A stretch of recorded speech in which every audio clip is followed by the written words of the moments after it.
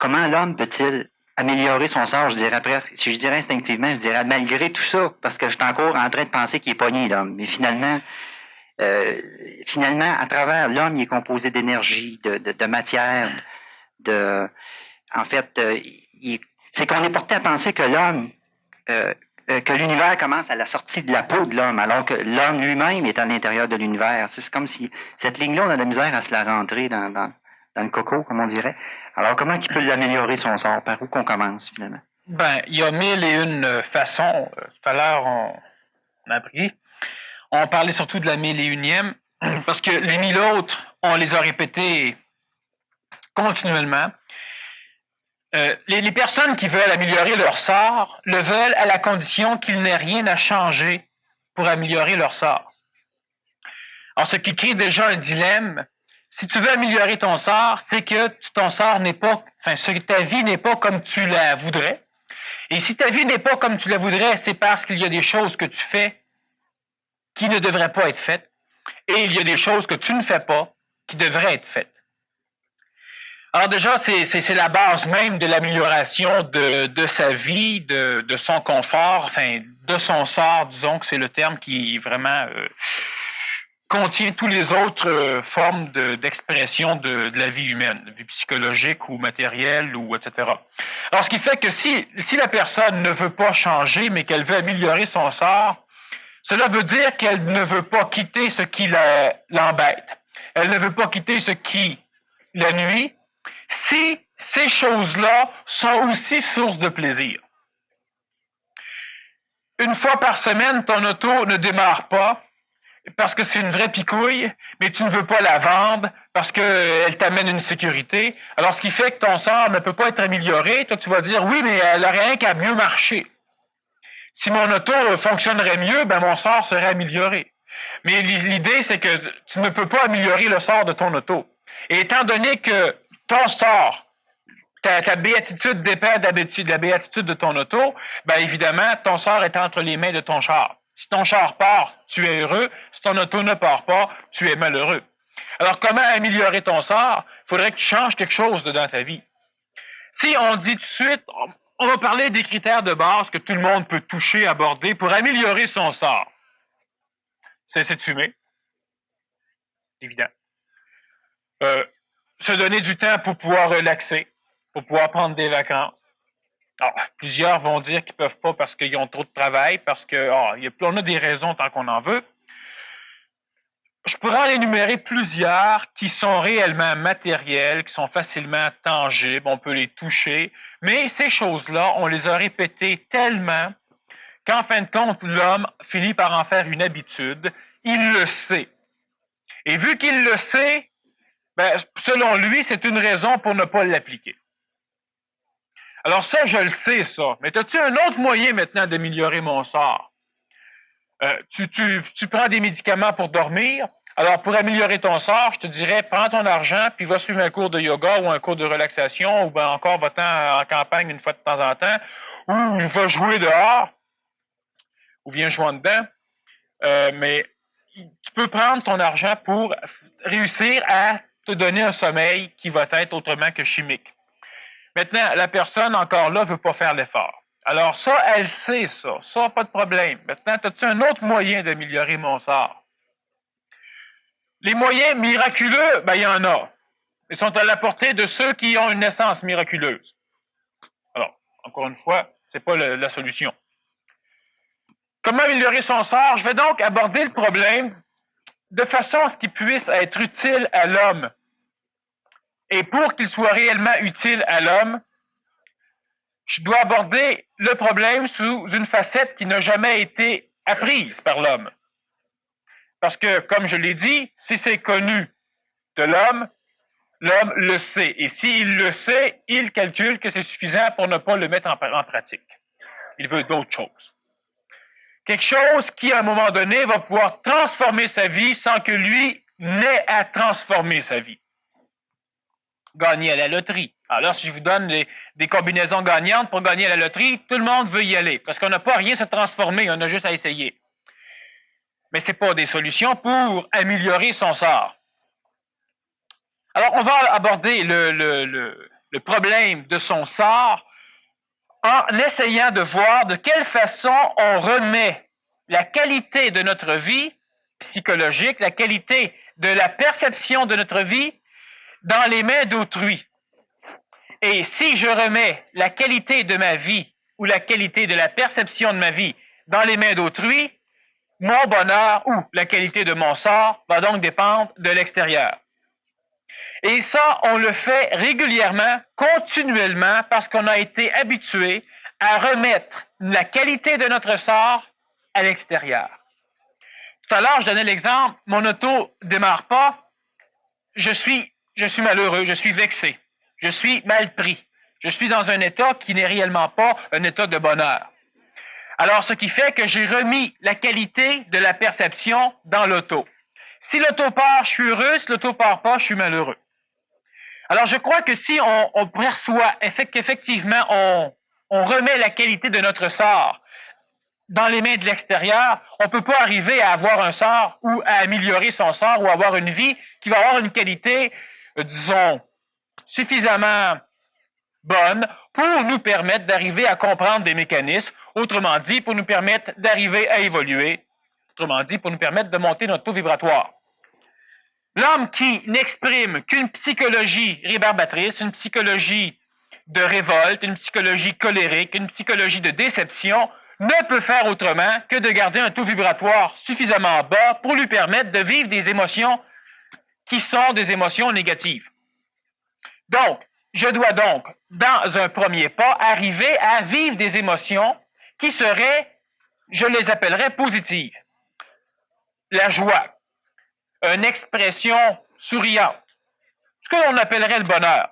Et le fait de pouvoir vivre d'une manière plus heureuse n'amène pas l'être humain à être complètement évolué, mais il le soulage quand même d'une grande partie des entraves à son évolution. Si vous vivez dans la forêt et que vous n'avez pas de nourriture, vous n'êtes pas cultivateur et vous êtes pris présentement dans la tempête qu'il y a dehors, en plein milieu de la forêt, dans le parc des Laurentides par exemple, et que cette tempête dure 3 mois, évidemment, votre évolution va se limiter à la recherche de nourriture et à l'entretien d'un feu.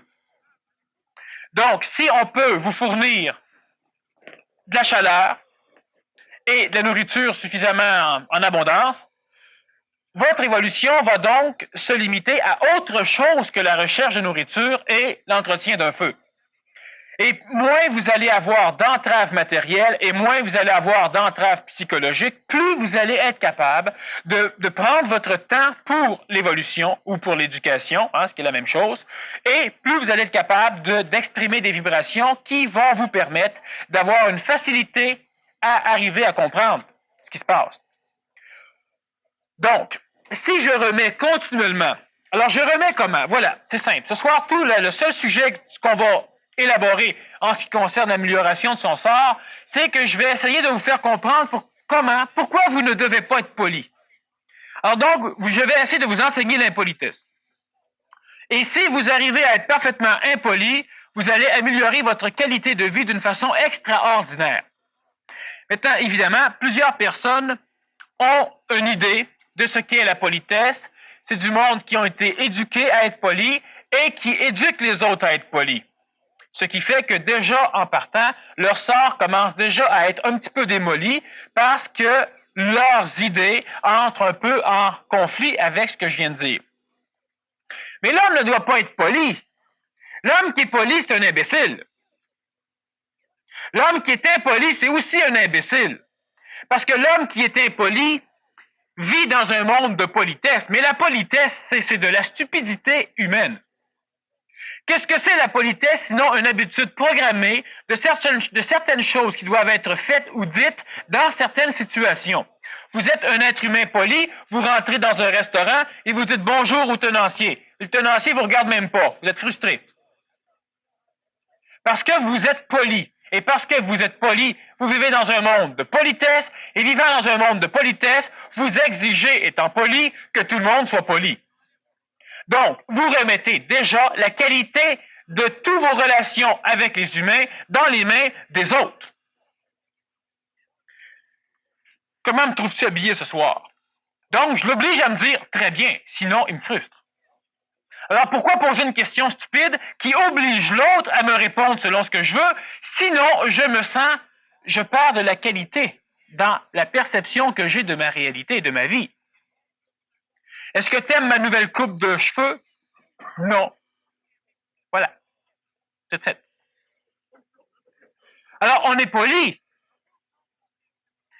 Tu rencontres quelqu'un que tu connais à peine. Comment ça va aujourd'hui? Ah, très mal, très mal. Puis là, il passe 20 minutes à te conter ses histoires.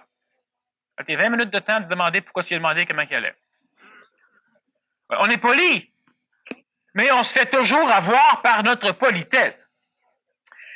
Maintenant, le fait d'être impoli, il faut s'entendre. Il ne faut ni être impoli, ni être poli. La politesse, on peut le concevoir, c'est une espèce de code d'éthique morale qui, supposément, permet une relation d'une meilleure qualité entre deux individus parce que les deux individus ne sont pas suffisamment évolués pour arriver à avoir une qualité de relation qui pourrait être ne pas programmée, qui pourrait être sans programme. Alors, si je suis suffisamment intelligent, je peux me permettre une relation humaine sans être limité par un cadre programmé. Et si je ne suis pas suffisamment intelligent, alors là, évidemment, je dois naviguer, évoluer dans un cadre programmé que j'appelle la politesse. Bonjour monsieur, comment ça va? Ça va bien, même je me fous de savoir comment il va. Voulez-vous passer avant moi? Non, passer avant, puis etc. Bon. Alors, si 4 fois je fais passer le monsieur avant moi et la 5e fois, je pense que c'est à son tour à me faire passer puis que lui, il me fait pas passer, je suis frustré. Parce que moi, étant poli, je vis dans un monde poli et dans un monde poli, tout ce qui n'est pas poli devient frustration. Chaque fois que vous posez, et c'est simple, la vie, c'est une relation. Et la relation, c'est aussi de l'expression, c'est aussi de l'expérimentation, c'est de l'évolution. La majorité de votre temps va donc être passé à vivre en relation. Relation avec un autre individu, relation avec la matière, avec un grille-pain, avec un aspirateur, avec un chien, un chat, avec une automobile, etc. Donc, la grande partie de notre vie se passe en relation. Je suis présentement en relation avec vous et vous êtes en relation avec moi. D'une façon qui est, moi je parle et vous écoutez, mais il y a relation. Maintenant, si vous venez à une conférence et que vous vous attendez à ce que le conférencier ait une certaine éthique ou l'intervieweur ou etc., vous êtes poli. Vous vivez dans un monde régi par la politesse. Ce qui fait que si l'extérieur ne cadre pas dans ce cadre qu'est la politesse, c'est de l'impolitesse et vous êtes déjà manipulé, c'est-à-dire que la qualité de votre sort, la qualité de votre vie commence déjà à être transformée. Elle est égrenée. Maintenant, comment pouvons-nous remplacer la politesse de l'homme qui vit en relation mais qui ne comprend pas la relation par quelque chose qui permet la relation entre deux hommes qui comprennent l'importance d'une relation. Je n'ai jamais été poli avec mon public. D'ailleurs, je n'ai pas de public. Alors, ce qui fait que, étant donné que je n'ai pas de public, je peux me permettre de me foutre royalement de la politesse. Ce qui me libère, ce qui me permet de temps en temps de dire ce que je crois qui doit être dit, et de répondre selon ce que bon me semble aux questions qu'on me pose. Donc, je ne suis pas poli. Certaines personnes peuvent croire que je suis poli. Ils peuvent même m'aimer pour ma politesse. Mais moi, je suis totalement impoli, c'est-à-dire que je suis aussi impoli. Je n'ai rien à foutre avec la politesse. C'est quoi la politesse? Comme je vous le dis, et ça, je tiens à ce que vous le compreniez, c'est simplement une espèce de carcan, une limitation à notre expression et une limitation à notre relation. Si tu viens me voir pour un conseil, mais que les règles de la politesse m'interdisent d'employer certains mots ou de te parler directement, ou etc., etc., notre relation, elle est une foutaise. Et quand une relation est une foutaise, il y a frustration quelque part. Vous rencontrez votre mère, votre belle-mère, et elle fait des choses que vous considérez comme étant négatifs, dangereux pour sa santé, stupides ou n'importe quoi, mais vous n'arrivez pas à lui dire parce que vous avez peur qu'elle se mette en colère. Et évidemment, vous avez toujours respecté vos parents, et le respect est une autre stupidité de l'évolution. Le respect poli, évidemment, et vous ne pouvez pas arriver à lui parler. La politesse vous oblige à parler à votre patron quand il est disponible à vous écouter, et non pas quand vous êtes disponible à communiquer. Alors la relation, elle est où? Elle est aux poubelles. Vous rentrez dans un autobus, vous dites bonjour au chauffeur d'autobus qui ne vous regarde même pas. Vous en allez vous asseoir en arrière, vous demandez qu'est-ce quelle mouche qui l'a piqué, qu'est-ce qui se passe avec lui. Bon. Mais encore là, votre relation a été brimée par la politesse. Et continuellement, partout où vous allez, vous achetez une nouvelle voiture et vous allez demander à tout le monde comment il la trouve. Vous allez simplement placer votre bonheur, votre joie entre les mains de tout le monde, et après ça, ben là, vous êtes maintenant rendez-moi heureux. Alors, comment tu trouves mon auto? La politesse oblige celui qui observe à dire « Ah, très, très, très belle, c'est un très bon choix ». La vérité, la réalité là-dedans? Mais non, la réalité n'a pas de cadre dans la politesse. La politesse ne communique rien de réel. La politesse communique ce que tu veux recevoir. Si tu me demandes, si tu arrives et tu me dis mon chandail que j'ai acheté vraiment laid, qu'est-ce que tu en penses? Ben, la politesse va faire en sorte que je vais dire oui, ben, il est laid, mais il n'est pas si laid que ça, il peut quand même te faire. Bref, pour arriver à t'expliquer que t'es pas si cave que ça de l'avoir acheté, mais t'as pas tort non plus de le trouver laid. Parce que c'est ça la politesse. C'est ça la politesse. Tu rentres chez quelqu'un et puis tu dois bouffer tout l'assiette au complet. Parce que sinon, il va penser que tu l'aimes pas. Puis si tu tombes sur quelqu'un qui, elle, ben, plus tu en manges, plus qu'elle pense que tu en veux, alors continue d'en mettre, ben, évidemment, à un moment donné, la politesse, elle doit finir par, bon. Moi, je ne fume plus. Ah, prends une cigarette. Non, j'ai arrêté. Ah, oui. Ben, à un moment donné, la politesse, c'est que tu fumes. Parce que la politesse de l'autre fait qu'il ne peut pas fumer sans t'en offrir. Et continuellement, notre relation entre êtres humains ou entre matières, elle est régie par un cadre qui ne va pas du tout avec un cadre d'évolution, qui va avec un cadre social qui permet à des animaux de pouvoir communiquer. Mais seulement des animaux, pas des hommes, pas des êtres humains. L'être humain va communiquer d'une façon diplomate, d'une façon efficace. Et la diplomatie, chez l'homme intelligent, remplace facilement et d'une façon beaucoup plus adéquate la politesse. Si tu es mon patron et que tu viens me voir et tu me demandes comment je trouve ces nouvelles cravates, bon, je me fous bien royalement de mon patron, alors je lui dis qu'elle est extrêmement belle. S'il lui dit, ah, par contre, moi je la trouve laide, tu t'es fait avoir par ta politesse. Si tu es diplomate, tu auras toujours un moyen pour pouvoir dévier la réponse, ou encore tu lui donnes ce que ça te tente. Lui est poli, et si lui est frustré, c'est son affaire. Maintenant, si vous demandez une augmentation à votre patron et que lui il dit oui, ça m'intéresse de t'en donner une, mais avant j'aurais quelque chose à te demander, tu veux-tu me rendre un petit service? La politesse ferait que normalement vous allez dire oui.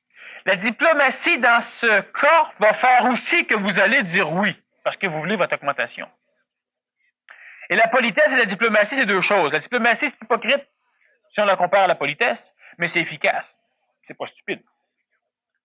Alors, ce qui fait que je vais donner à mon patron tout ce qu'il veut, je vais le trouver le plus beau, le plus fin, le plus intelligent, et je vais avoir mon augmentation de salaire. Et lorsque le patron veut me demander si je peux lui prêter mon auto, alors là, je peux être suffisamment diplomate pour qu'il se rende compte que mon auto a un problème de transmission, je perds de l'huile, etc. Et je reste toujours aussi poli, mais c'est non. Alors, la relation dans l'être humain n'est pas brimée, elle n'est pas certains vont dire, oui, mais la relation devient de plus en plus,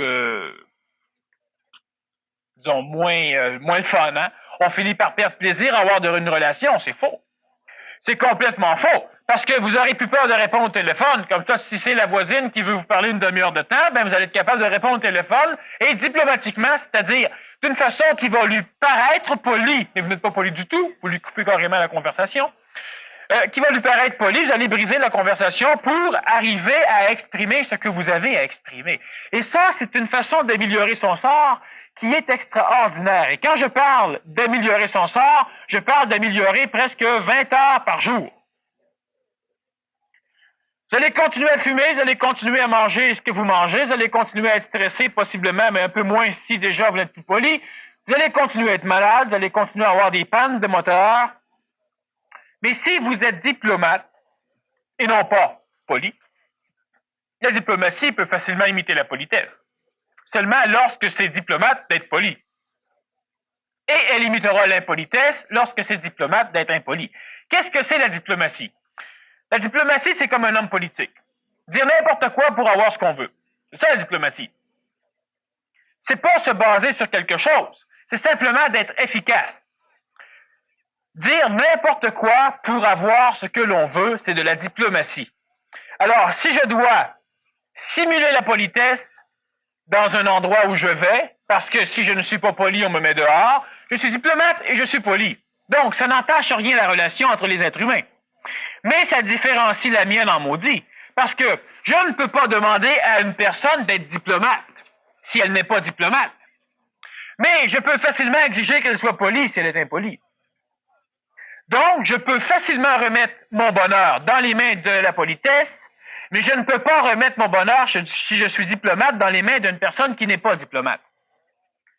Moi, je suis diplomate et tout ce que je veux entreprendre, j'arrive à pouvoir manipuler l'extérieur de façon à pouvoir laisser s'exprimer ma créativité. Je suis dans mon énergie.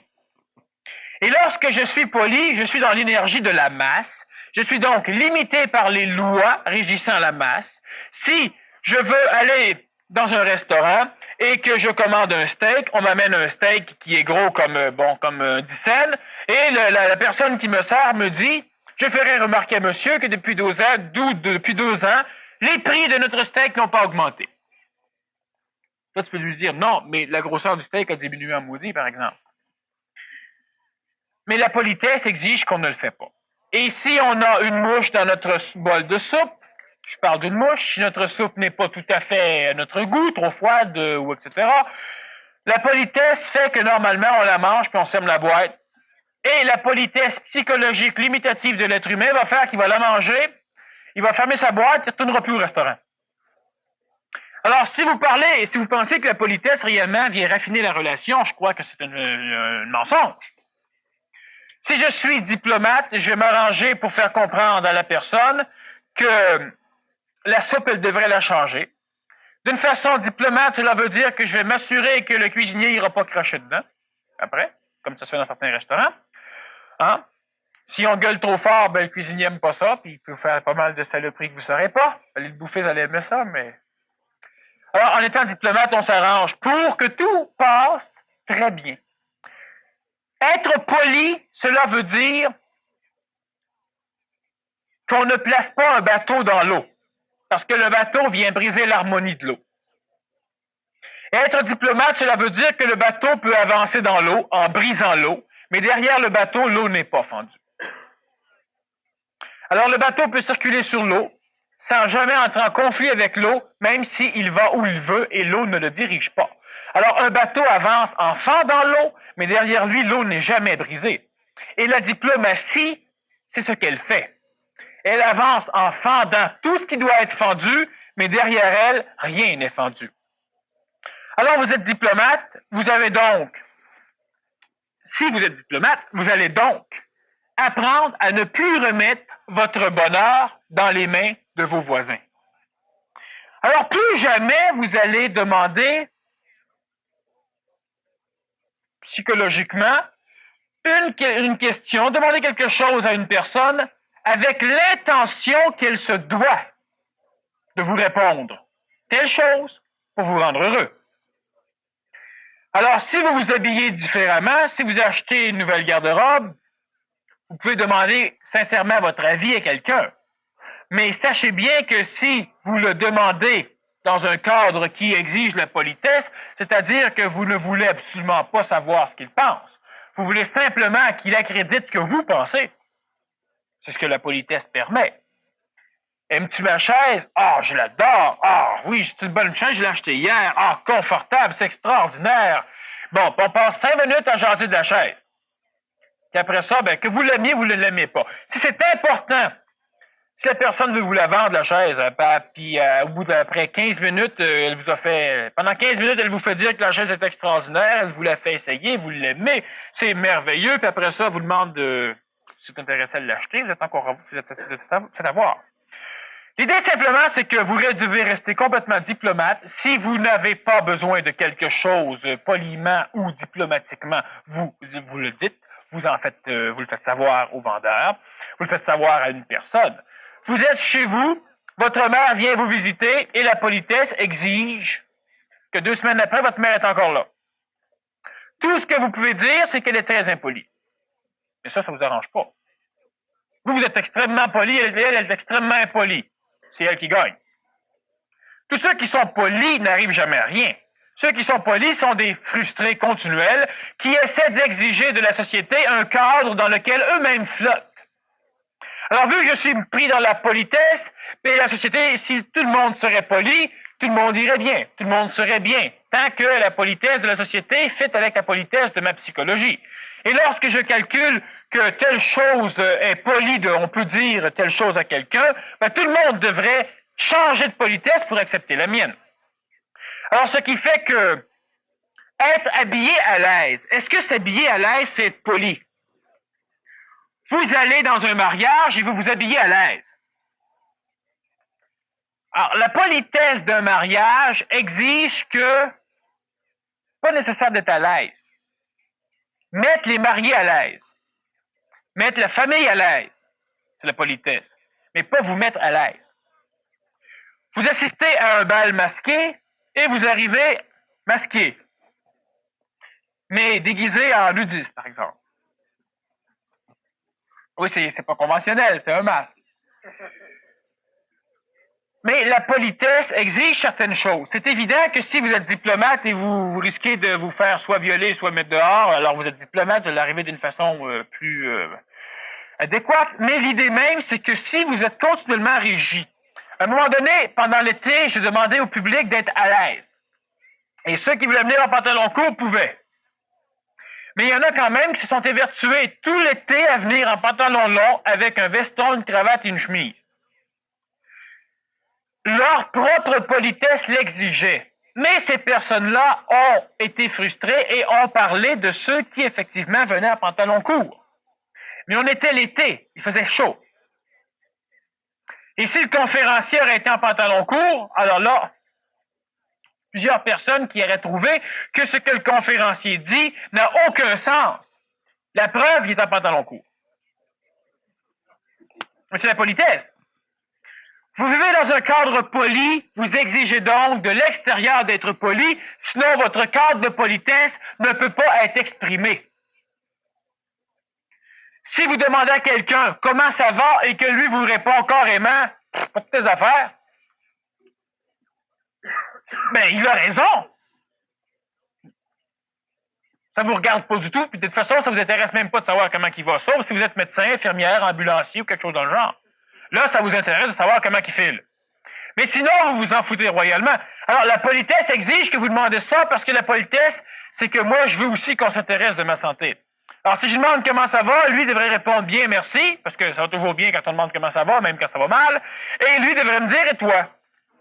Et moi, je réponds n'importe quoi, puis je passe tout droit. J'ai même pas besoin de lui répondre comment ça va. Parce que remarquez bien que souvent, comment ça va? Bien, merci. Et toi? Qu'est-ce que tu as fait hier? La personne ne répond jamais. Mais c'est normal. C'est une entrée en matière. Une entrée en matière qui paraît banale, qui ouvre la matière, parce qu'on n'est pas suffisamment intelligent pour l'ouvrir d'une manière intelligente, on l'ouvre d'une manière habituelle. Mais si l'autre me répond brutalement que ça ne me regarde pas, l'entrée en matière ne peut. Mais on est entré en matière, oui, mais frustré. Alors, ce qui fait que cette politesse, elle est aberration. Maintenant, c'est extrêmement important de faire la différence entre la diplomatie et la politesse. Celui qui est impoli est régi par les mêmes lois que celui qui est poli. Alors, le fait d'être impoli, c'est de risquer d'être frustré encore une fois. C'est la même chose que la politesse. Celui qui veut absolument être heureux doit s'attendre à être malheureux. Ces deux choses-là vont ensemble. Et il en est de même pour la politesse et l'impolitesse. Si moi, je jouis de briser la politesse de tout le monde, donc d'être impoli, ben, à un moment donné, mes jouissances vont être limitées par une personne qui va jouir lui aussi d'être impoli.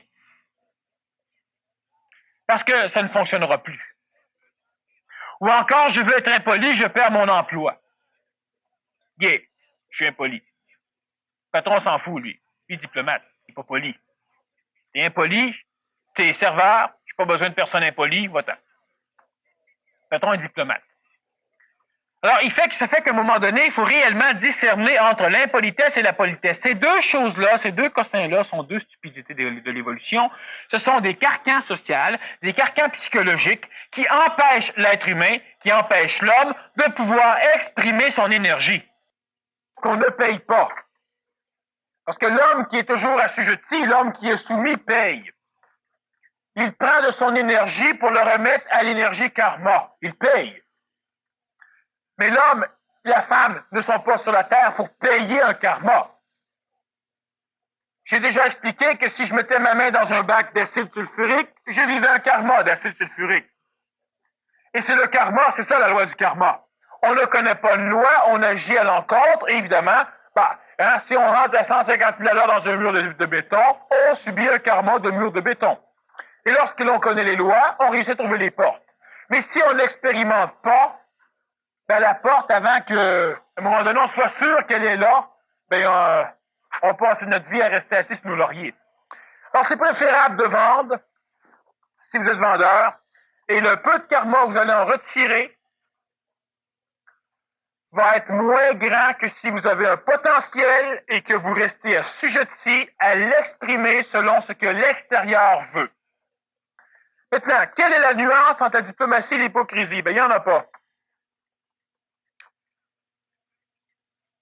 La seule nuance qu'il pourrait y avoir, c'est le karma. Si chaque fois que vous désirez quelque chose, psychologiquement, un désir émotif, vous vous arrangez pour manipuler l'extérieur de façon à l'avoir, ce que plusieurs enfants vont faire, et ce que plusieurs employés vont faire, ce que plusieurs militaires vont faire quand ils vont dresser d'autres militaires, à un moment donné, ils vont devoir rencontrer leur karma parce qu'ils auront été trop hypocrites, en ce sens qu'ils auront tout monté à partir de menteries. Être diplomate, ce n'est pas compter des menteries, c'est-à-dire ce n'est pas inventer des sortes de situations pour manipuler autrui. La diplomatie, elle est intelligente. Si la diplomatie devient l'apanage de la psychologie, cela devient un jeu, une diplomatie poli, qui peut être extrêmement dangereux. La psychologie ne saurait être diplomate. Alors, si vous manipulez, prenez un enfant qui manipule ses parents et qui, chaque fois que les parents disent non, pique une crise. Alors, on lui donne. Plus âgé, quand les parents disent non, on lui retient sa respiration jusqu'à en mourir. Ça fait peur aux parents, on lui donne. Ou encore, il devient asthmatique et toutes les fois que ça va pas, il fait une crise. Les parents lui donnent. Il dresse, il apprend à l'extérieur comment agir envers lui. Il devient donc le maître, un tyran. Il est diplomate, mais il est hypocrite. Il est un tyran. À un moment donné, il va devenir adulte et, disons, adolescent, et chaque fois qu'il n'a pas ce qu'il veut, il quitte la maison. Alors les parents lui donnent tout parce que les parents l'aiment bien. On se demande pourquoi, mais c'est comme ça. Adulte, il a un travail. Et il continue son scénario, car il s'est dressé lui-même à être hypocrite dans sa diplomatie, c'est-à-dire à se servir de la diplomatie pour pouvoir exprimer sa psychologie. Et le patron le fout à la porte. Et ses amis, quand ils le connaissent, l'abandonnent. Et à un moment donné, il est tout seul, il déteste l'humanité, il maudit tout le monde, rien ne va plus. Qu'est-ce qu'il fait? Il vit simplement la loi du retour, le karma. Alors, si on y pense et que ce sont des objectifs qui sont intelligents et non pas psychologiques, tout à l'heure, on se demandait si c'était préférable. Si être intelligent, c'était simplement de prendre une décision exempte d'émotion. Ben oui. Alors, vous êtes diplomate lorsque vous avez pris une décision exempte d'émotion. Une décision intelligente, donc elle a beaucoup plus de chances d'être quelque chose de conséquentiel. Et là, la diplomatie devrait servir cette décision. Chaque fois que la diplomatie va servir une décision psychologique, un désir, supporté par une émotion, faites très attention parce que la loi du retour vous guette, la loi du karma. Alors, c'est pas compliqué. Lorsque c'est pour aboutir face à une décision mentale, karma, très, très, très minuscule. Et si vous n'êtes pas diplomate dans une décision mentale, très gros karma. Soyez diplomate. C'est préférable d'être diplomate. Mais si la diplomatie ne fait que servir votre psychologie, faites attention. Mais soyez pas poli pour autant. Pourquoi avons-nous inventé la politesse si ce n'est pas ce qu'il faut faire? Je vous ferai remarquer que personne ici n'a inventé la politesse. Tout le monde y a été soumis. Alors la politesse est inventée pour soumettre. Et si moi, je suis le roi et que j'aime que l'on me dise que je suis beau, gentil et fin, alors j'invente la politesse. Et la politesse est l'apanage de classes sociales extrêmement hautes et intellectuelles extrêmement basses. Lorsqu'on avait une politesse et on ne disait pas assis-toi, on disait regarde l'envie qu'a cette chaise de t'embrasser. Et ça se passait en France, un peu avant la Révolution. On était polis. Alors il fallait aller aux toilettes dans les lieux publics, mais ne jamais péter. Je sais pas s'il y a quelqu'un à côté.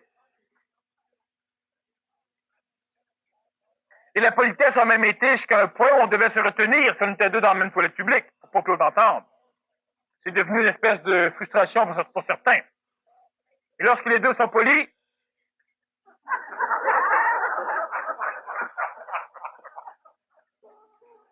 la politesse a été donnée à l'homme par l'homme inconscient. Et vous ne l'avez pas inventée, vous y avez été soumis à la politesse. La diplomatie n'a pas été inventée et personne ne peut s'y soumettre à la diplomatie. Vous décidez d'être diplomate et vous allez devoir régir votre diplomatie. Elle ne sera jamais la mienne. Vous voulez être poli? Allez suivre des cours de politesse. Et si vous l'êtes déjà, c'est qu'on vous a éduqué de poli. Tu me donnes ceci, je te dis merci. Et toi, tu réponds bienvenue. Puis souvent, en fin de compte, celui qui dit merci, c'est même pas le bon. Non, ça, je vous ai pu remarquer ça souvent. Pourquoi tu m'as dit merci? Tu allais chez le vendeur, t'achètes quelque chose, tu donnes l'argent, lui te dit merci, toi tu dis merci, il dit bienvenue, puis toi tu dis bienvenue. Tu es chez lui. Bienvenue chez toi. Alors, c'est ça. Bon, alors voilà. Pourquoi l'homme est-il si effrayé de perdre sa contenance? Parce que l'homme, il est orgueilleux. L'orgueil, c'est l'expression de votre ego. C'est ce qui ressort de chez vous. Quand l'orgueil n'est pas manifesté à un point désagréable, on appelle ça la personnalité. Votre personnalité, c'est de l'orgueil. Et lorsque j'agresse un peu votre personnalité, elle se transforme effectivement en orgueil. Sa contenance, c'est que l'homme n'a pas appris à régir sa relation à décider lui-même comment devrait se mener la relation, à décider, à penser sa relation, et vu qu'il ne l'a pas appris, qu'il ne sait pas qu'il peut l'apprendre, il est dans un cadre. Et s'il ne connaît pas tout le cadre de la politesse, il se sent nu. Il ne sait pas comment réagir. On n'a pas prévu pour lui comment il devrait réagir dans telle circonstance. Et c'est la contenance. C'est la politesse, c'est ça. On a prévu pour vous tout ce que vous devriez faire dans telle ou telle situation. On a prévu pour vous. Pensez à ça. On ne vous a même pas demandé votre avis. On n'a même pas été poli. Pour inventer la politesse. Alors, il y a beaucoup d'agressivité, de peur à certaines occasions.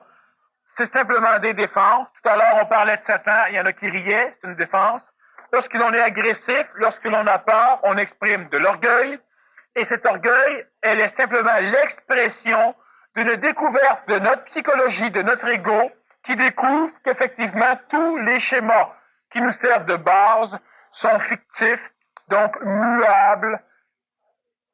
Alors, on piétine, on est dans le doute pour éviter de poursuivre la découverte que nos bases sont muables, c'est-à-dire que ma politesse n'est pas nécessairement immuable, que mes concepts, mes connaissances ésotériques ou de spiritualité ou de Dieu ne sont pas nécessairement immuables, pour éviter de pénétrer encore plus dans cette découverte vers le doute. Alors, je vais avoir peur, ce qui fait que je vais me défendre, donc je ferme les portes, ou je vais être agressif, donc je ferme les portes. Bref, l'orgueil, la personnalité, l'ego va tenter de s'exprimer de façon à empêcher la poursuite de la conscientisation. Pourquoi l'homme se sent-il effrayé de perdre sa contenance? Parce qu'il a l'impression qu'il ne fitera plus dans le cadre, donc il ne sera pas normal. Je vous dis que tout le monde doit arriver habillé en jeans. Si vous vous trompez de date, vous arrivez tout le monde en tuxedo. Vous perdez votre contenance. Parce que vous êtes anormal. Et l'homme poli a un grand intérêt. Il est voué à être assujetti à la masse, à être normal. Tout le monde le fait, je le fais. Tout le monde critique un peu que tout le monde le fait, je critique moi aussi, mais je le fais pareil. Alors, la contenance, c'est de perdre la face. Et perdre la face, c'est de l'orgueil. Je ne veux pas perdre la face. Je me sens trop important pour risquer de sentir que peut-être que je suis pas important. Alors, je m'arrange. Et j'ai peur de perdre la contenance, j'ai peur de perdre la face. Question aussi sur la différence entre l'amour et l'émotion. Bon, ouais. Une énorme différence. On l'a déjà vu en conférence une fois. Les raisons occultes de l'amour.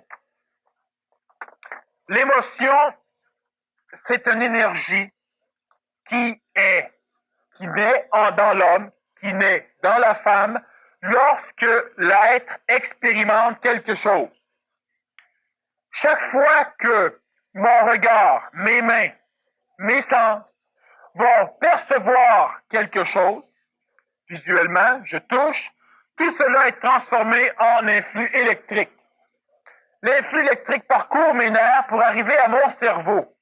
Dans mon cerveau, ces influx électriques-là vont être transformés en énergie, énergie qui deviendra de la mémoire psychologique de l'astral.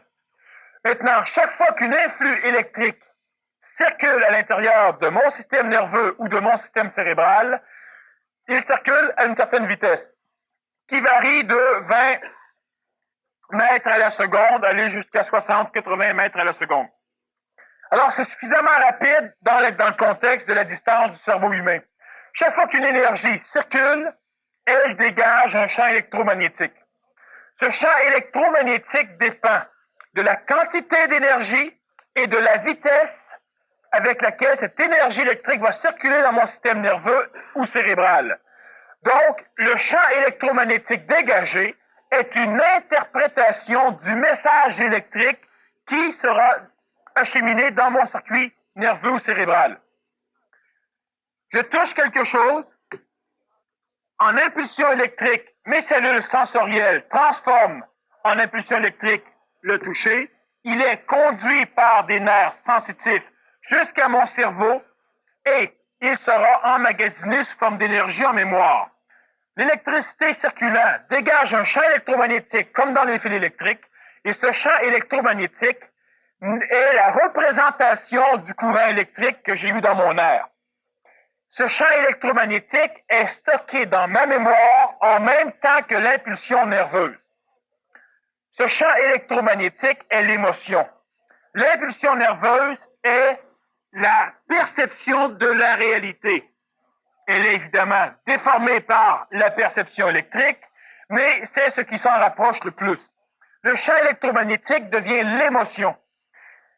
Plus l'énergie électrique circule rapidement, plus il y aura d'émotions psychologiques qui seront reliées dans la haute sphère de l'astral.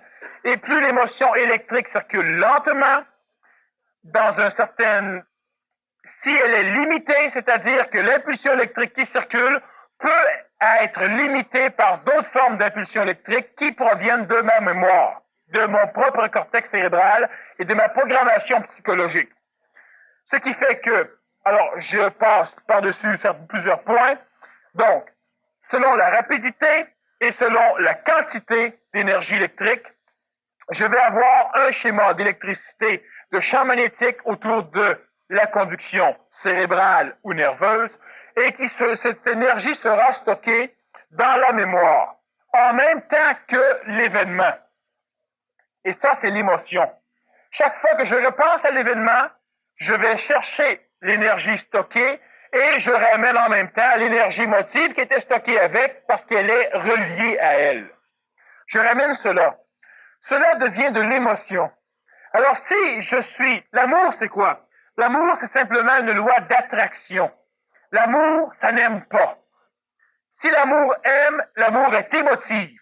Et si l'amour est émotif, l'amour peut se permettre d'haïr et d'aimer, de détester et de courir après. L'amour, c'est une loi d'attraction. On l'a vu en plusieurs points, en plusieurs conférences. Alors, on ne reviendra pas trop. Mais une chose qui est certaine, c'est que la loi d'attraction, l'amour, elle est continuelle tout le temps. Mais si je suis attiré plus vers une personne que vers un autre, je pense que je fuis elle pour attirer vers l'autre. Et si j'expérimente l'amour, elle va être stockée en mémoire avec l'émotion reliée à l'expérience. Donc, je vais penser par après que l'amour que j'ai pour toi ou pour toi est ce phénomène d'expérience et ce phénomène, ce halo psychologique relié, et c'est lui que je vais appeler amour. Donc, chaque fois que je désire énergiser une certaine forme de mémoire, je dis j'aime. Et chaque fois que je ne veux pas énergiser une autre forme de mémoire, en réalité je l'énergise quand même, je dis j'haïs.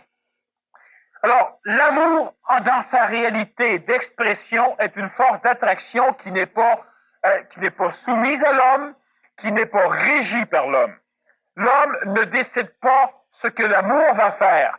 L'amour n'a pas de raison et l'amour n'aime pas. L'homme a des raisons d'haïr et des raisons d'aimer parce qu'il a expérimenté.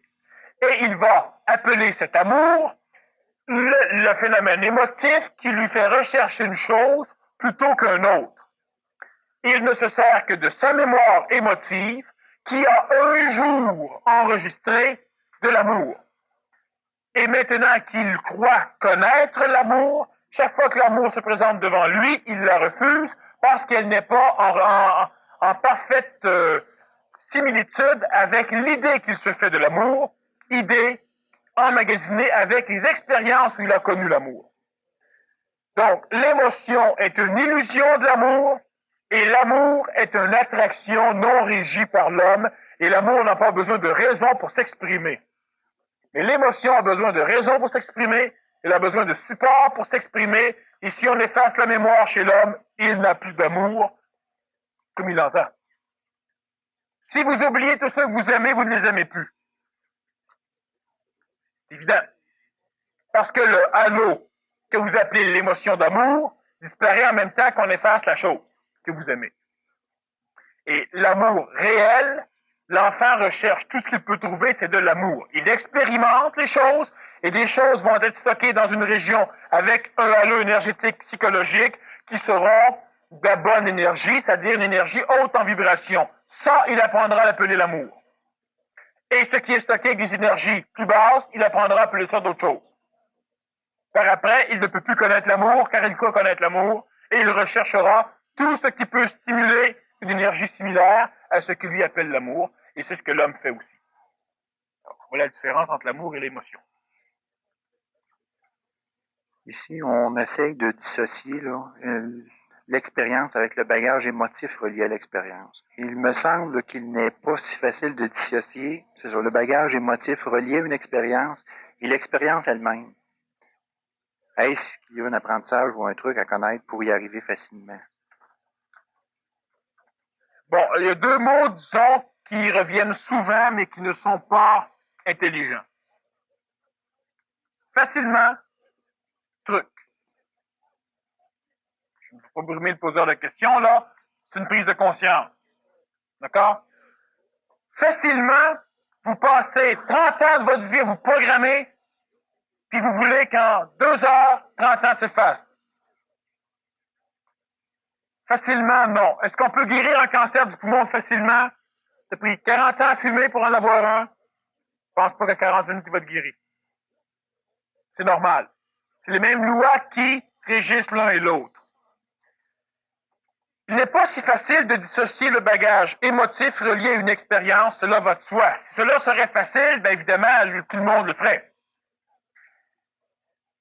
On va apprendre par l'expérience à faire confiance à notre faculté mentale et on peut aussi, en se conscientisant, c'est-à-dire par des conférences par exemple, ou en lisant des livres, ou en regardant des émissions de télévision qui vont en parler, c'est pas le cas encore, mais ça va venir, on peut finir par comprendre le mécanisme même de la mémoire pure, de la mémoire colorée. Juste le fait de voir qu'effectivement l'on peut enregistrer quelque chose et on va l'enregistrer, mémoriser avec l'émotion que l'on aura vécue lorsque l'on aura perçu la chose, c'est déjà un immense pas. Lorsque vous vous rappelez quelque chose qui vous fait peur, observez la chose que vous voulez vous remémorer et observez ce qui se passe en vous. Automatiquement, l'émotion disparaît. Je le répète à toutes les conférences, je le répète plus simplement parce qu'on a déjà passé presque 20 heures à en parler dans 20 conférences antérieures. La chose facile serait évidemment de prendre connaissance de ce qui a déjà été dit. Le truc, non. Cela doit être vécu. Et une fois que cela est fait, ça y est, mais c'est pas fait pour le restant de tes jours. Parce que tes mémoires seront toujours assujetties au halo émotif qui est mémorisé en même temps que l'expérience. Alors, ce qui fait que l'homme n'a pas le choix. L'homme devra toujours discerner entre le mental et l'astral tant qu'il ne pourra pas discerner entre le supramental et le mental. Ou le supramental et l'astral. Tant que cela n'est pas, l'homme a une mémoire et l'homme est obligé de vivre à partir de son expérience. Mais s'il veut vivre mieux à partir de son expérience, il devra continuellement faire un travail mathématique. J'aime une chose, est-ce que j'en ai besoin? Non pas un besoin psychologique, est-ce que j'en ai besoin dans une réalité efficace? Je veux m'acheter un ordinateur, j'en veux tellement un que je veux acheter n'importe lequel que je vais rencontrer ou qu'un vendeur diplomate va venir me vendre. Alors là, je viens de satisfaire mon émotion, mon désir. Et après, maintenant que je l'ai acheté, je vais pitonner pour me rendre compte que ça ne va pas avec ce que j'ai de besoin. Et je suis frustré psychologiquement parce que mon ego a l'impression qu'il s'est fait avoir, ce qui est le cas. Si je veux absolument un ordinateur, j'en ai besoin d'un, je lis des revues, je suis réellement dynamisé psychologiquement pour en avoir un, c'est le temps de faire attention. Alors là, il faut écrire, travailler comme un ordinateur et placer ce qu'on a de besoin, regarder la finance, regarder plusieurs choses Et là, lorsque l'ordinateur humain, le mental, arrive à une conclusion qu'il te faut telle sorte d'ordinateur, avec telle chose, telle chose, telle chose, telle chose, mais que tu peux commencer avec ça et ça, pas plus, là, c'est le temps de prendre ta décision. Elle n'est pas colorée. Lorsque tu as peur de quelque chose, on parlait d'une araignée, ben la personne qui voit l'araignée va avoir peur. Elle doit s'observer pour voir. Elle doit rien s'observer. Et tout, pour rien voir. C'est-à-dire qu'elle essaie de se connaître. Facile à dire.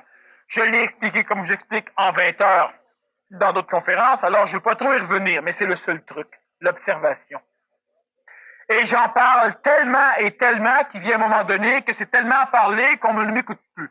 Tous ceux qui en ont déjà entendu parler, certains en sont arrivés à s'observer, ceux qui n'y sont pas arrivés encore, me trouvent plate d'en reparler et, hélas, ils ne pourront pas arriver à s'observer.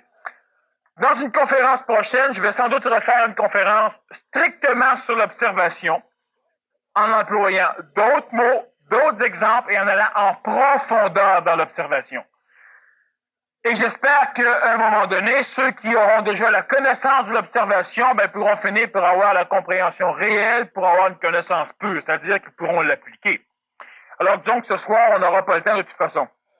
Est-ce un apprentissage ou un truc à connaître? Alors c'est un apprentissage qui doit être fait par la parcelle mentale et par la parcelle astrale. C'est-à-dire c'est un apprentissage qui doit être fait par l'intellect qui devra dissocier la mémoire expérientielle de l'émotion expérientielle et une expérience, c'est-à-dire un apprentissage émotif qui devra faire confiance à son intellect dans le choix des décisions, ce qui n'est pas toujours le cas.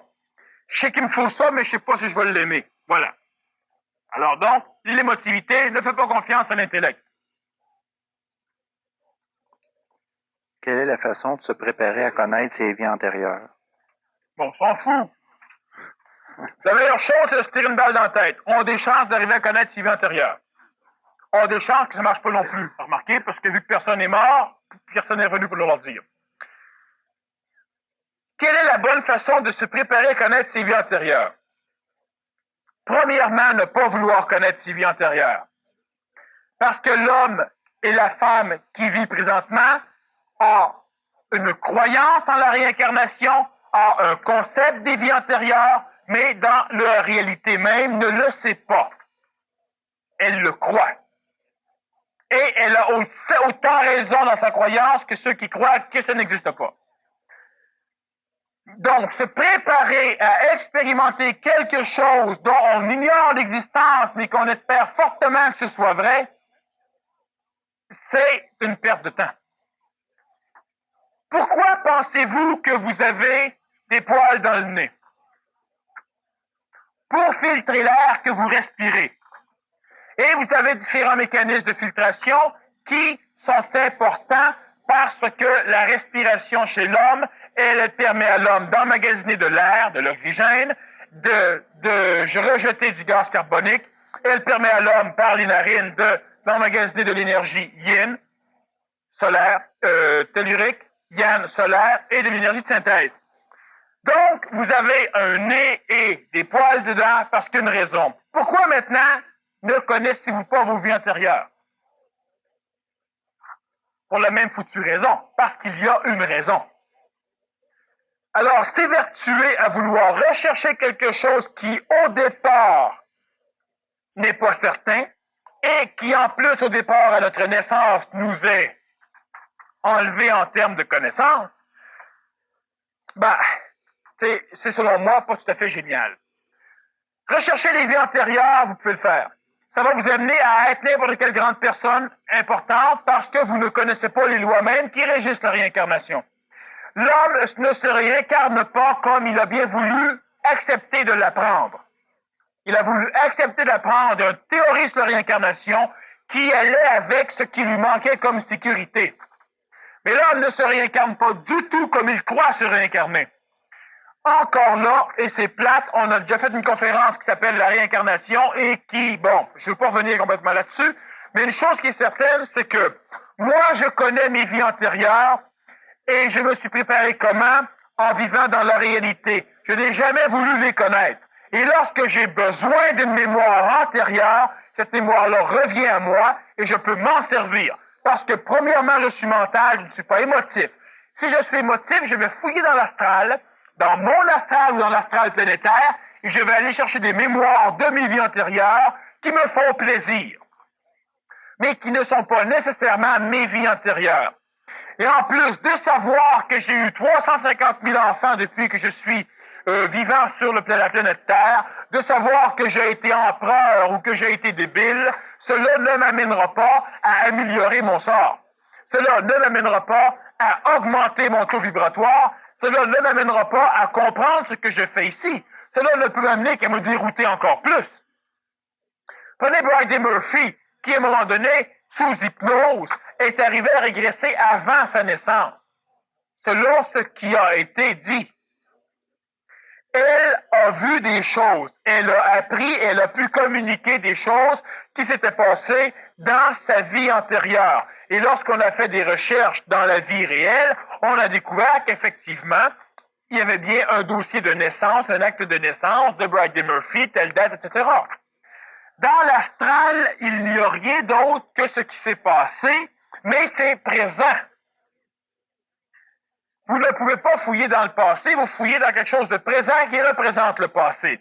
Et ce qui vous permet à tous vous autres, si vous allez dans l'astral par hypnose, par auto-hypnose, avec des drogues, dans un rêve ou n'importe quoi, d'aller fouiller dans la réalité, de fouiller dans un tiroir, de prendre un truc qui date de 1495, de regarder un nom, de fouiller dans la mémoire de cette personne-là et d'arriver à voir tout ce qu'elle a fait. Et si je vous dis au départ que je vais vous hypnotiser pour vous envoyer dans votre vie antérieure, bien, vous allez vous réveiller avec cette mémoire-là et vous allez dire, tiens, j'ai été un tel. Ça n'a rien changé. Bridie Murphy a souffert comme toutes les personnes. La personne qui se sentait Bridie Murphy a eu les mêmes phénomènes vibratoires, les mêmes phénomènes de souffrance, les mêmes phénomènes d'incompréhension que tous ceux qui ne connaissent, que tous ceux qui ne croient même pas à la réincarnation. La réincarnation, c'est un fait pour moi, mais c'est une théorie pour vous autres. Vous ne l'avez pas expérimenté. Et vouloir revenir dans les vies antérieures, c'est de vouloir rechercher quelque chose qu'on n'est pas sûr, vu qu'on espère que c'est vrai. C'est une perte de temps et une perte d'énergie. C'est très intéressant, je l'avoue. C'est extrêmement intéressant. Mais les souffrances n'en disparaîtront pas pour autant. Les misères non plus. L'homme qui connaît ses racines n'améliore pas nécessairement son sort. Ce n'est pas utile. C'est préférable d'essayer de se canaliser dans le vivant. Si vous allez dans vos réincarnations et vous découvrez tous vos vies antérieures et vous apprenez que tous ceux que vous avez été ont perdu toute leur vie à rechercher leur vie antérieure, mais ça vous arrange grand-chose. Jamais ils n'ont pensé évoluer, jamais ils n'ont pensé à vivre le moment présent. Chacun de ceux-là étaient des grands initiés qui ont passé leur vie à rechercher leur vie antérieure, et puis vous êtes un de ceux qui recherchent encore leur vie antérieure. Ben, ça vous fait une belle aventure. L'homme doit vivre ce qu'il est dans le moment présent. Le passé, c'est du passé. Et ça ne viendra pas expliquer le présent. Alors, on ne peut pas expliquer le présent à partir du passé. On peut essayer de déformer la perception du présent pour le faire fitter avec notre perception du passé.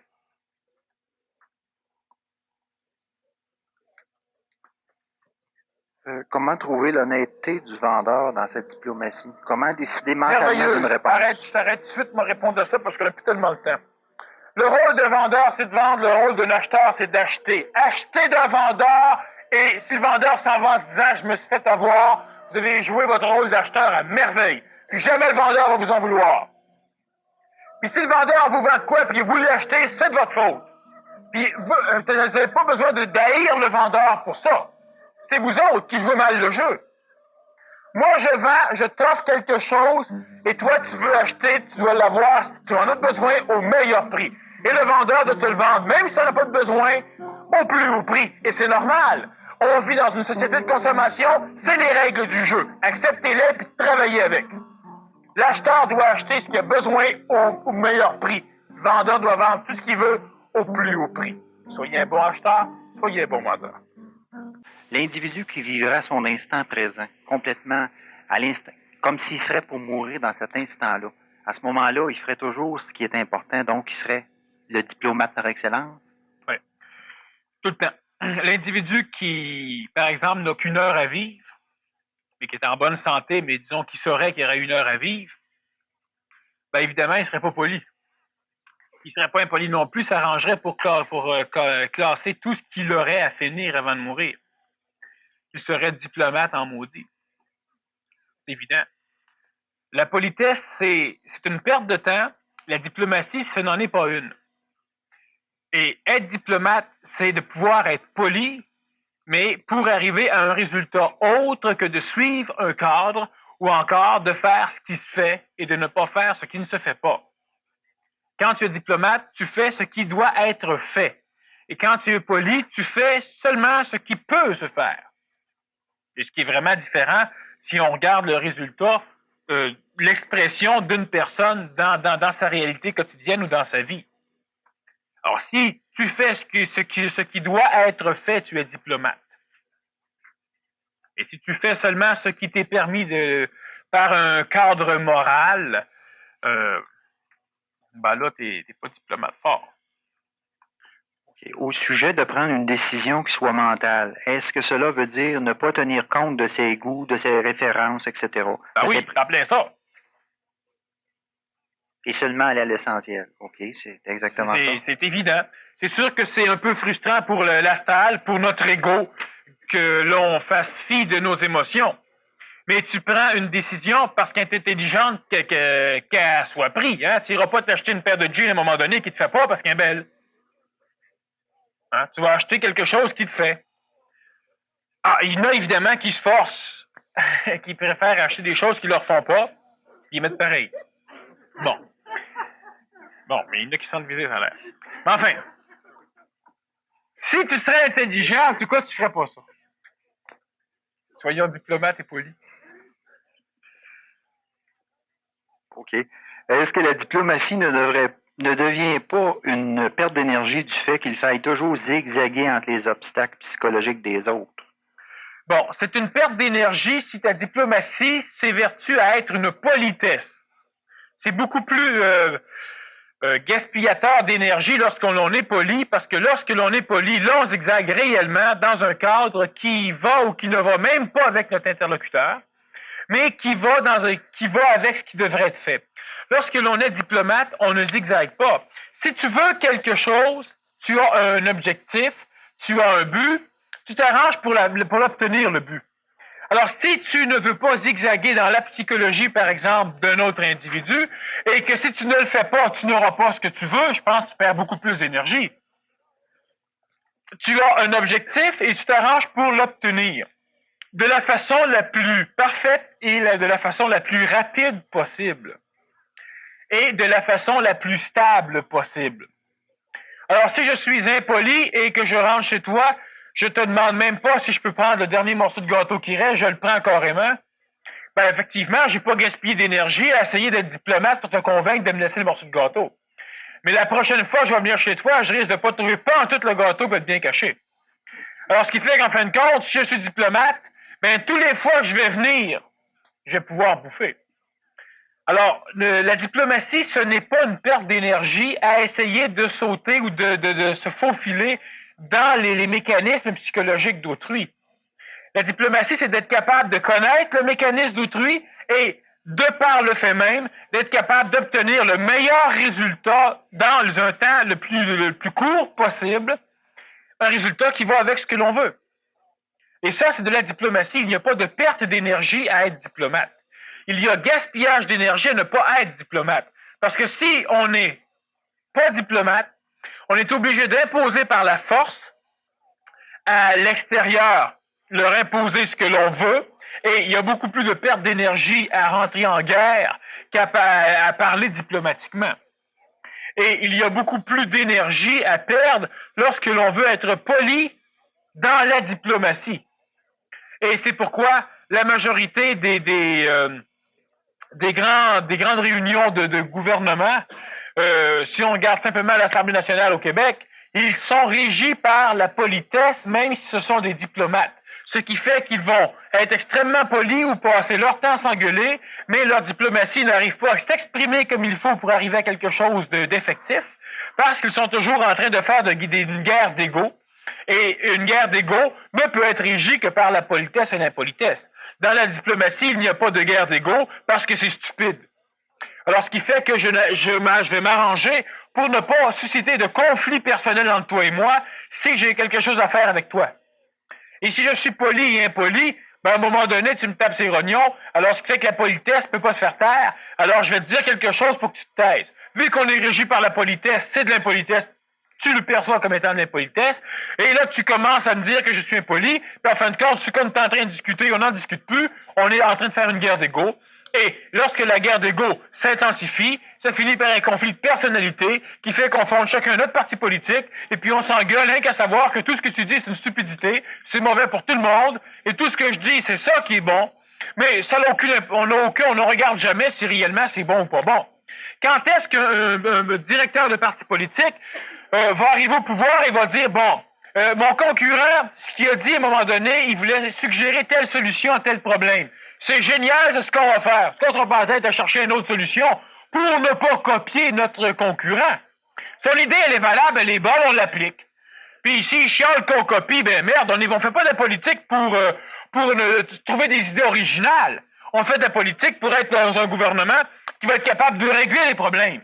Si celui qui est notre concurrent a une solution valable et que c'est moi qui est élu, ah ben merde, la solution, je la prends. Puis s'il faut même que je me putaine à aller le rencontrer pour qu'il m'explique tout comment faire, ben moi le faire. C'est ça qu'un bon gouvernement va le faire. Mais hélas, plus souvent qu'autrement, ben on essaie de trouver une autre solution qui peut être moins bonne, mais qui est originale, au lieu de copier la bonne solution de celui qui était défaite. Mais une politesse extrême souvent contient de la peur ou de l'agressivité même. Mais pour réussir ce que tu dis, il faut à ce moment-là que la personne soit capable de sentir l'énergie que la personne dégage et non pas seulement les mots qu'elle dit. C'est pour ça qu'elle finit par embarquer dans les dédales psychologiques de l'autre, mais elle ne perd pas son énergie à cheminer dans ce dédale parce qu'elle va connaître le dédale. Et connaître le dédale psychologique de celui avec qui tu devras travailler, si c'est à long terme, ben c'est pas une perte d'énergie. Si tu as entré en guerre, connaître ton ennemi, c'est connaître ses points forts et ses points faibles. C'est pas une perte d'énergie. Hein? La moitié du budget militaire est passée dans la connaissance des avions espions, des photos, des satellites, dans la connaissance de l'ennemi. Et lorsque tu connais bien l'ennemi, tu es capable de manipuler l'ennemi pour arriver au résultat que tu recherches, vaincre. Si tu as à faire quelque chose avec n'importe qui, tu dois t'arranger pour en connaître ses mécanismes. Et non pas connaître toutes les fois que tu vas, etc., lui faire plaisir, et ou encore connaître le cadre qui le régit lui, pour que toi, tu puisses embarquer dans ce cadre et être régi par le même cadre. C'est pour ça la diplomatie. La diplomatie, ça veut pas dire connaître ton langage de politesse pour embarquer dedans et être régi par ton langage de politesse. Là, ça serait une diplomatie qui perdrait de l'énergie. Cela veut dire connaître ton langage de politesse pour voir de quelle façon les failles de ce langage-là vont pouvoir t'amener à suivre mon langage diplomatique. Ça, c'est pas une perte d'énergie. Alors, ce qui fait qu'à un moment donné, on arrive à des gouvernements qui seraient capables réellement, parce qu'ils seraient diplomates, de ne pas se ramasser en Assemblée nationale, puis à passer la moitié de leur temps de réflexion ou de discussion à simplement essayer de prouver qu'un tel, c'est un trou de... Il dit ça à la télévision par l'Assemblée nationale, je dirais possible. Mais à se lancer des mots, puis à simplement dire, oui, mais il y a 15 ans, vous avez dit telle affaire, vous avez changé d'idée, ben ah oui, puis ils vont, hein. Bon. Alors, ils sont diplomates, mais ils sont régis par la politesse dans la diplomatie. Ce qui fait qu'automatiquement, s'il y en a un qui sort de cette politesse, ben on rentre dans l'impolitesse, puis là, on se défend, puis en fin de compte, ça crée une guerre d'ego, et il n'y a pas de diplomatie dans une guerre d'ego. Lorsque deux personnes, un homme ou une femme, ou deux hommes vont se rencontrer, ben automatiquement, s'il y a une guerre d'ego, c'est-à-dire que si l'un veut être plus beau ou avoir raison sur l'autre, et avoir raison, c'est simplement que si moi je suis poli, tu devrais être poli. Bon, ben ça, c'est je me sens tellement important que je me sens dans un état qui fait que je dois obliger tout le monde d'être dans le même état. Si je suis diplomate, t'es pas diplomate, parfait, je suis vainqueur. Alors, si je suis diplomate, j'accepte facilement que tu le sois pas. Mais si je suis poli, je peux pas accepter que tu sois impoli. Alors, ce qui fait que dans la politesse, tu as la guerre d'ego. Et dans la diplomatie, il n'y a pas de conflit de personnalité, il n'y a pas de conflit d'ego parce que c'est pas intelligent. Si on regarderait, par exemple, tous nos partis politiques, chacun a des solutions à plusieurs problèmes. Mais lorsque l'on va voter un parti, on vote pour certaines solutions et on dénigre les autres solutions. Et le parti qui rentre en place va s'arranger plus ou moins pour pouvoir mettre en pratique ces solutions et il ne voudra pas étudier les solutions des autres partis. Il devra lui-même, pour continuer à nourrir son conflit d'ego, hein, l'ego de chaque parti qui se lutte l'un contre l'autre, ben, trouver d'autres solutions, même si sont plus minables, étirer les rapports, on sort un livre, puis le livre va sortir en telle date, puis 2 ans après, le livre est toujours pas sorti, puis quand il sort, il en manque la moitié. Pour la simple raison que les solutions, il a fallu qu'on les change parce qu'un tel criait sur telle affaire, puis un tel disait que, etc. Si, par exemple, on a un ministre qui fait du vol à l'étalage, mais qui a des solutions géniales à apporter à certaines choses, alors on a le choix entre, ben, on l'élimine parce que, moralement parlant, il va plus avec l'idée qu'on se fait d'un politicien, ou simplement on le garde parce que celui au niveau des solutions, il va avec ce qu'on a besoin. Mais c'est pas ça qu'on va faire. Si on regarde les États-Unis, par exemple, l'intelligence des États-Unis d'Amérique, et l'intelligence, ils l'ont eu longtemps, puis ils l'ont encore un peu, à un moment donné, on a un génie allemand qui a fabriqué des fusées qui s'appelaient V1, V2, et qui étaient tellement rapides que les Spitfire anglais, les avions de chasse de l'armée française et de l'armée américaine n'étaient pas capables de les suivre. C'était non pas des fusées à hélice, comme les avions l'étaient, les Spitfire commençaient à réaction, mais c'était carrément des fusées à réaction qui étaient chargées d'explosifs. Et les V1 et les V2 ont causé des dégâts en Angleterre d'une façon terrible. C'était le cauchemar de tous les villes un jour d'être attaqués par une flotte de V1 et de V2, qui étaient des fusées qui étaient lancées, qui allaient très très haut en atmosphère et qui allaient tellement vite que les radars servaient à rien, les avions de chasse ne pouvaient pas les intercepter et ces missiles-là détruisaient les villes. Et l'inventeur de ces missiles, lorsque la guerre a été gagnée par les États-Unis, parce qu'en fin de compte, c'est par les États-Unis qu'elle a été gagnée, ben, les Américains, qu'est-ce qu'ils ont décidé? Ben, ils ont été voir qui était le génie. Et ce génie avait construit cela, CV1, V2, sans trop comprendre ce qu'il faisait. Mais ils n'ont pas décidé que c'était un Allemand, qu'il avait participé à la destruction de la matière humaine et matérielle. Ils l'ont pris puis lui ont fait un poste à la NASA, comme organisateur et comme directeur de tous les projets spatials. Et c'est lui qui a participé au projet Apollo, au projet Skylab et à la majorité de tous les projets de l'étude de la NASA au niveau de tous les projets qui ont été dans l'espace, les satellites, les fusées, les orbites, le LEM et tout ça. Si les États-Unis auraient été d'une autre race, ils l'auraient tué, celui-là. Mais les États-Unis ont été intelligents, diplomates. Et c'est toujours la même chose. Lorsqu'il y a une guerre d'ego, il ne peut pas y avoir de diplomatie. Et le problème de la relation de l'homme envers l'homme, de la femme envers la femme, de la femme envers l'homme, c'est les conflits d'ego. Et lorsqu'il y a un conflit d'ego, il y a toujours un conflit d'ego lorsque vous rencontrez quelqu'un de toute façon parce que vous croyez tout important. Et étant important, vous croyez toujours avoir plus raison qu'un autre. Ou encore, vous vous croyez minable. Et comme vous mettez de l'importance à vos croyances, ben vous vous organisez toujours pour avoir jamais raison face à un autre. Dans une relation entre les êtres humains, il y a toujours un conflit d'ego. Et on essaie de régler ce fichu conflit par la politesse, c'est-à-dire en plaçant un cadre qui va permettre à du monde qui ont des conflits d'ego d'essayer de communiquer sans que les conflits transparaissent. Bon, alors si on est diplomate, il n'y a plus de conflit d'ego. Tu rencontres quelqu'un qui est vachement supérieur à toi dans sa conception, dans son efficacité, dans ses idées, t'es diplomate. Fait que tu demandes, disons, je peux-tu apprendre à tes côtés? Il n'y a pas de conflit d'ego. Et si lui est diplomate, il ne prendra pas pour son inférieur. S'il voit qu'effectivement tu peux apprendre, tu peux lui être drôlement utile. Il est diplomate, il va s'organiser pour que tu serves à quoi? La diplomatie, elle est pure, elle est mentale, elle n'est pas limitée et elle n'est pas de perte d'énergie. Lorsque la diplomatie vire en politesse et que ce n'est plus en réalité de la diplomatie, Si vous êtes régi par une loi qui s'appelle la diplomatie, vous n'êtes pas diplomate. Vous êtes poli, vous êtes n'importe quoi, vous n'êtes pas diplomate. Il n'y a pas de loi qui régit la diplomatie, sauf l'efficacité. C'est ce que vous avez un résultat? Alors, oui, si vous en avez un, tant mieux. Mais il n'y a pas de règle de diplomatie. Il y en a qui sont diplomates parce qu'ils sont suffisamment mentaux pour voir leur expérience et voir l'extérieur. Ils sont capables de se servir de leur expérience pour être efficaces dans l'extérieur. Ils ne se servent pas de leur émotion. Alors, les autres sont diplomates, on les appelle, disons, d'instinct. Mais tout le monde peut apprendre à devenir diplomate. Personne n'est poli, hein. Demandez pas à un enfant qui mange avec ses mains à l'âge de 3 ans d'être poli. Hein? On n'est pas venu au monde poli. On n'est pas tous venus au monde diplomate non plus. On a appris à être poli, on est capable d'être diplomate aussi. Alors, ce qui fait que la diplomatie, ce n'est pas d'une perte d'énergie. Jamais, jamais, jamais. Et il n'y a aucune loi qui régit la diplomatie. Sinon, c'est plus de la diplomatie. Mais la diplomatie en elle-même, la personne qui est diplomate, je veux dire, elle crée des situations, donc elle crée des formes pour passer ce qu'elle veut passer. À ce moment-là, on peut-tu dire qu'une forme, je reviens à ces formes, là, mais est-ce qu'une forme, plus elle est, comment je te dirais ça?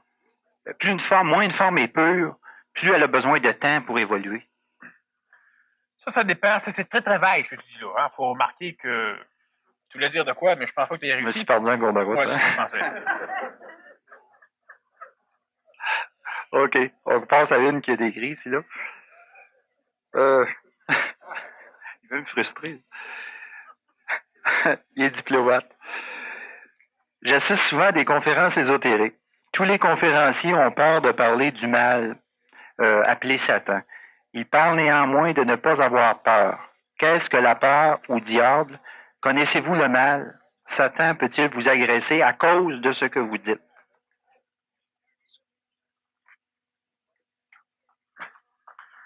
J'assiste souvent à des conférences ésotériques. Tous les conférenciers ont peur de parler du mal appelé Satan. Ils parlent néanmoins de ne pas avoir peur. Qu'est-ce que la peur du diable?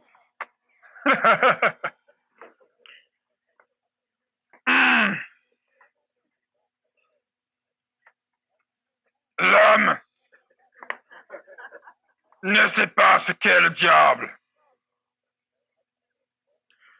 La peur du diable.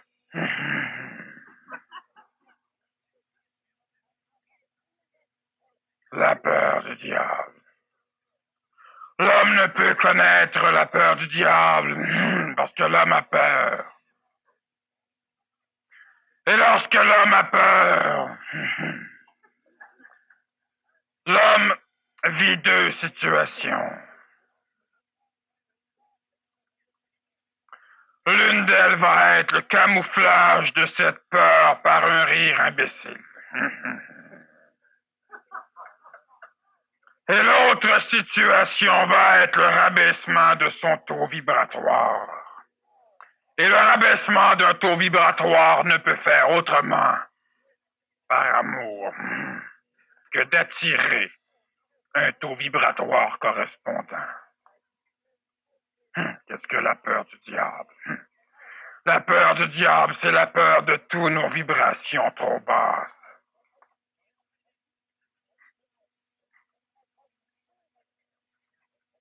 L'homme ne peut arriver à connaître son schéma de vibration bas, car lorsque l'homme s'approche de ce schéma bas, il n'a plus de vibration suffisante pour être dans une conscience quelconque. Il est automatiquement assujetti à la conscience du diable.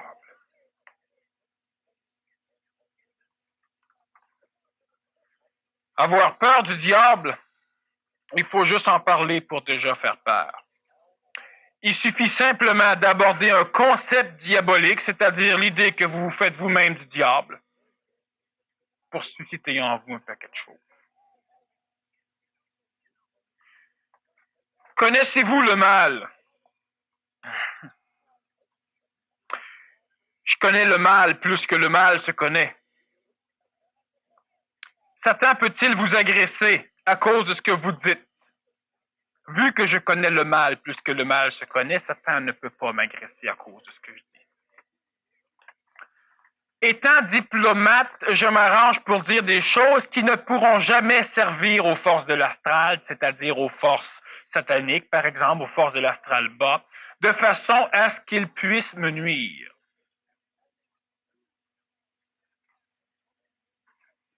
L'homme a peur. Les conférenciers qui ne parleront pas du mal sont des conférenciers qui en ont peur ou qui sont diplomates, c'est-à-dire n'ayant pas la possibilité de faire comprendre ce que serait le mal, ils préfèrent ne pas en parler ou encore ils ne le comprennent pas eux-mêmes, alors évidemment ils en ont peur, donc ils n'abordent pas le sujet.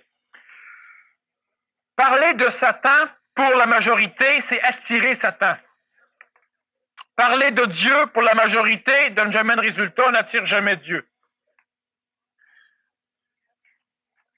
Il est évidemment plus facile de faire du mal que de faire du bien, parce que plus l'on se rapproche de forces psychologiques qui sont basses en vibration, plus ces vibrations sont en relation avec le plan vibratoire de la matière. Donc, tout ce que l'on demande qui est mal se matérialise beaucoup plus rapidement parce que leur schéma vibratoire est déjà plus bas, c'est-à-dire en rapport avec le plan de la matière. Et lorsque l'on prie pour le bien, lorsque l'on prie Dieu, lorsque l'on prie n'importe quoi, on s'adresse à des vibrations hautes qui ne pourront pas s'exprimer dans la matière avec autant de diligence parce que leurs vibrations sont trop hautes et avant que ce schéma vibratoire haut puisse être densifié d'une certaine façon pour être exprimé dans la matière, cela prend beaucoup plus de temps que si l'on s'adresse à Satan. Alors évidemment, plusieurs ont vendu leurs âmes au diable parce que le résultat était beaucoup plus rapide. Qu'est-ce que la peur du diable? La peur du diable, c'est la peur que vous avez vous-même des vibrations qui sont basses et qui se trouvent en vous. Et lorsque j'appelle Satan, je ne fais qu'appeler un égrégore vibratoire. Et cet égrégore vibratoire sera supporté par ma parole, ou par votre parole, et automatiquement, votre taux vibratoire va baisser, il va diminuer. Très bas. Et la vibration de Satan va donc pouvoir prendre possession de votre vibration et vous aurez l'impression de toucher, d'être en relation, d'être en contact ou d'être possédé. Satan peut-il vous agresser à cause de ce que vous dites? Non. Parce que premièrement, Satan sait qui je suis. Sachant qui je suis, il ne viendra pas. La majorité des êtres qui évoluent, de l'homme, de la femme, ont suffisamment d'énergie dans leur propre psychologie pour faire fuir tout genre de vibrations sataniques. Mais étant donné que ce sont des énergies psychologiques, ces énergies sont des énergies peureuses. Elles ne connaissent que ce qu'elles connaissent et elles ne connaissent pas ce qu'elles ne connaissent pas. De par ce fait, elles ont peur d'expérimenter du nouveau. Vous avez peur d'expérimenter des choses nouvelles.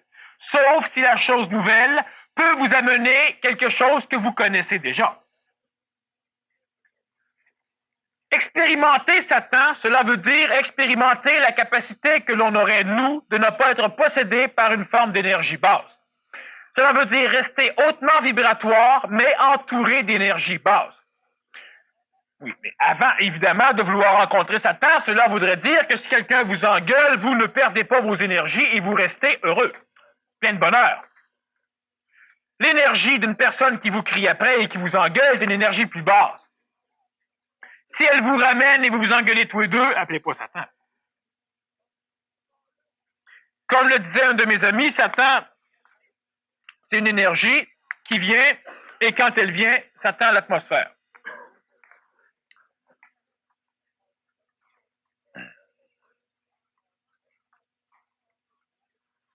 Une chose est sûre, l'homme n'est jamais pris par Satan. Satan est beaucoup plus manipulé par l'homme que l'homme ne l'est par Satan. Lorsque vous avez peur, vous émettez une énergie qui attire l'égrégore satanique. Vous manipulez ces égrégores. Et lorsque vous vous laissez pénétrer par ces vibrations, évidemment, vous restez manipulé et l'égrégore reste manipulé. Satan, ce n'est pas quelque chose de dangereux. c'est quelque chose qui est vibratoire, qui est placé dans l'astral planétaire, c'est-à-dire qui est psychologique, mais qui est relié à l'expérience de la planète. Et quand je parle de Satan, je ne parle pas de Lucifer, évidemment. C'est autre chose. Lucifer est un être de lumière. Je parle de Satan. Et lorsque je dis que Lucifer est un être de lumière, cela ne veut pas dire que c'est mon maître, que moi-même je suis Satan. Lucifer est un être de lumière, beaucoup plus évolué que l'homme qui évolue sur la planète Terre, mais qui a eu quelques conflits de personnalité avec d'autres êtres de lumière. Et lorsque je parle de Satan, je parle de toutes les énergies basses créées par l'homme et par l'expérience planétaire sur le continent spatial qu'on appelle la planète Terre, et ces vibrations créées par l'expérience des premières formations d'êtres humains, l'expérience du début de la dynamisation ou de l'énergisation du plan astral planétaire, cette expérience nourrie par tout ce qui a été évolutionnaire sur la planète Terre, nourrie par tous les peurs, nourrie par tout ce qui est arrivé à l'homme et à la femme depuis le début des temps, c'est-à-dire lorsqu'il y a eu des guerres, des mortalités violentes, des possessions d'âmes, des rythmes magiques qui étaient basés sur la magie noire, c'est-à-dire qui étaient basés sur une absorption d'énergie et jamais sur un rayonnement d'énergie. La magie noire est une magie qui tend à absorber l'énergie de l'extérieur et à la garder, donc elle la détruit. Et les forces sataniques sont des forces que l'on appelle noires parce qu'effectivement, elles ont tendance à recevoir et à ne jamais rayonner. Et la magie blanche est une énergie inverse. Donc, l'expérience humaine sur la planète Terre, la souffrance humaine, les désirs humains, la jalousie humaine, tout ce qui dans l'homme amène l'homme à évoluer, c'est-à-dire à rabaisser son taux vibratoire, ont créé une entité égrégorien, c'est-à-dire une entité vibratoire mémorielle qui se promène dans l'atmosphère de la planète. Et cette entité existe réellement et on peut l'appeler Satan. Chaque fois que Satan se présente quelque part, c'est qu'il y a déjà au départ une espèce de faisceau d'énergie bas qui est en résonance avec l'égrégore satanique et on aura donc une atmosphère satanique. Et cette atmosphère satanique peut se répercuter et s'exprimer de différentes façons. Des façons olfactives, auditives, on sent des odeurs, on entend des bruits, certains phénomènes de télékinésie peuvent apparaître. Et n'importe quel homme ou femme qui est capable de se tenir debout, donc qui sait dans sa psychologie ce qu'elle est et qui a une phase mentale relativement évoluée en ce sens qu'elle est capable de se rappeler des expériences qu'elle a apprises au sujet du diable et de Satan, sans remonter avec ces expériences l'émotion de l'apprentissage, n'aura donc pas peur et sera capable de dire à Satan de bien vouloir prendre la porte parce que ça pue dans la maison. Et ce n'est pas une farce, mais n'importe quelle personne, prenez un individu qui est possédé, lorsqu'un prêtre vient le rencontrer, le prêtre ne supplie pas Satan, il ordonne. Et le prêtre n'étant pas convaincu, le prêtre n'étant pas dans son énergie, mais étant dans l'énergie d'une religion organisée, devra donc se servir d'un égrégore similaire à l'égrégore satanique, mais l'égrégore yavique, l'égrégore de sa religion, et il devra, par certaines formules, par certains rituels, magie blanche, il devra donc invoquer l'aide de Dieu pour que Dieu vienne chasser Satan. Mais le prêtre ordonne.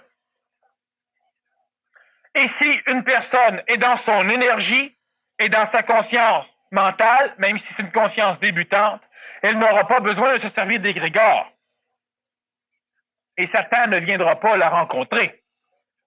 Or, ce qui fait que moi, en ce qui me concerne, le diable et Satan, je suis beaucoup plus satanique pour Satan que Satan l'est pour moi. D'ailleurs, toutes les forces yaviques sont sataniques pour Satan. Si le vendeur diplomate dit des choses fausses pour vendre son produit, ça tire-t-il un karma négatif même s'il est efficace? Et deuxièmement, quelle est la nuance entre diplomatie et hypocrisie? Il n'y en a pas.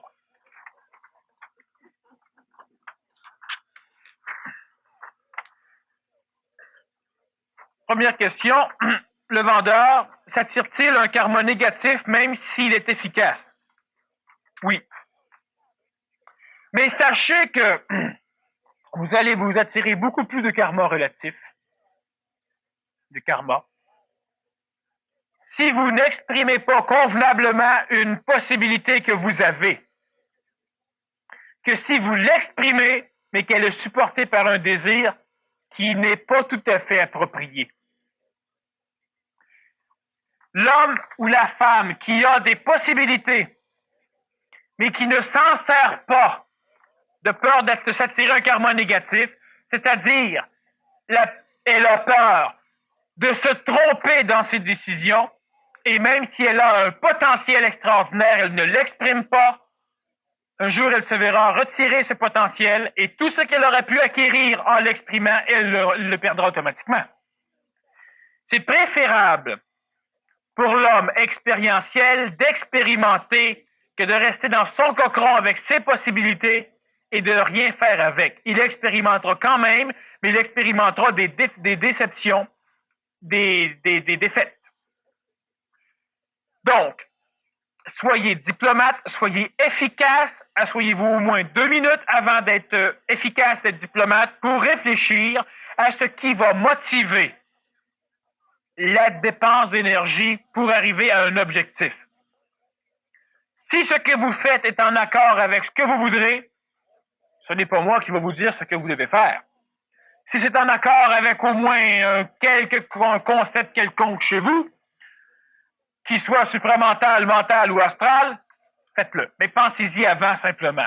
Si il y a erreur, vous aurez sans doute une espèce de karma à subir, c'est-à-dire que vous aurez un effet de retour. Donc, vous aurez à vivre et à donner le pas à cet effet de retour. Soyez diplomate avec votre karma. Soyez pas poli avec.